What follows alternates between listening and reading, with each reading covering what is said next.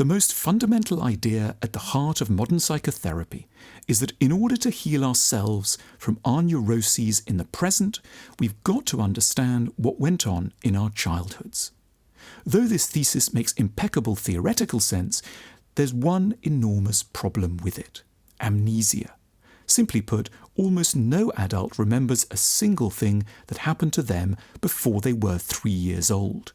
Countless days and nights, a succession of complicated moods, sensations and events will have vanished into thin air, like a library of precious books that's sent up in smoke or dumped unceremoniously into the sea.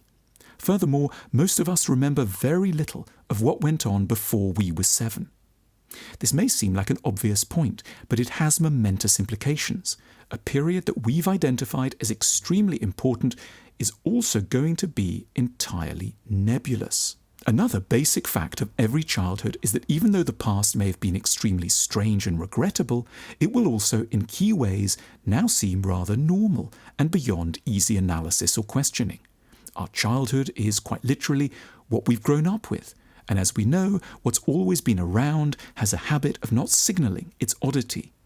We might sense that something was peculiar around our caregivers, but to really get a proper understanding of what these people were up to tends to be far beyond our ordinary powers. We prefer to think of something else and to run fast in an opposite direction. This fixes us in a conundrum which entrenches our neuroses. But there is one extremely useful way to make progress. We should look at ourselves in the present and start asking ourselves questions. Everything we need to know about the past is actually contained in what's going on for us right now. We don't need to try to remember all sorts of things that have in reality escaped our memories totally. We just need to check in on who we are today. The legacy of the past will be active, rich and vibrant, for better and for worse, at every moment of our actual adult lives.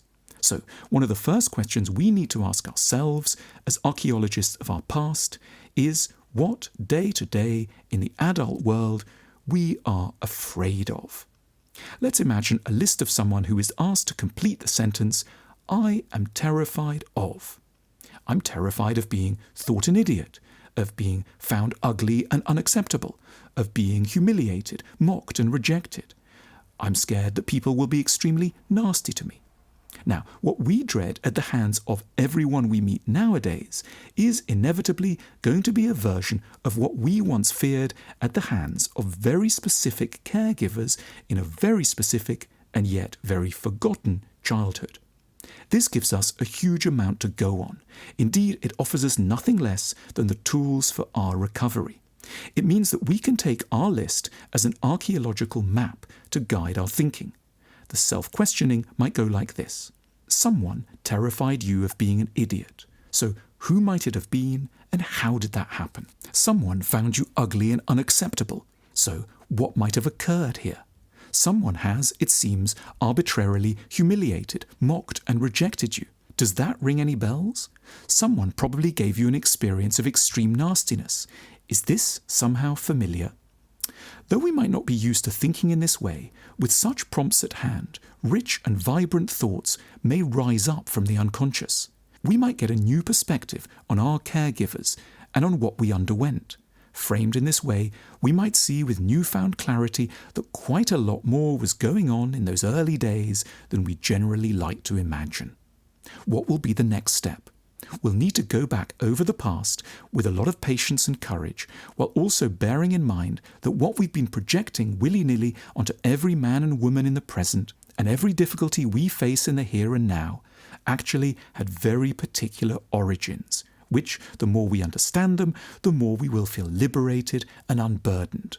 Our future won't have to feel so constantly difficult or fear-laden once we can trace back its real difficulties to a point of origin.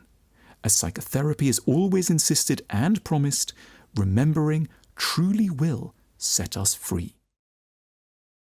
If you liked this film, you can download our app. Just follow the link on your screen now.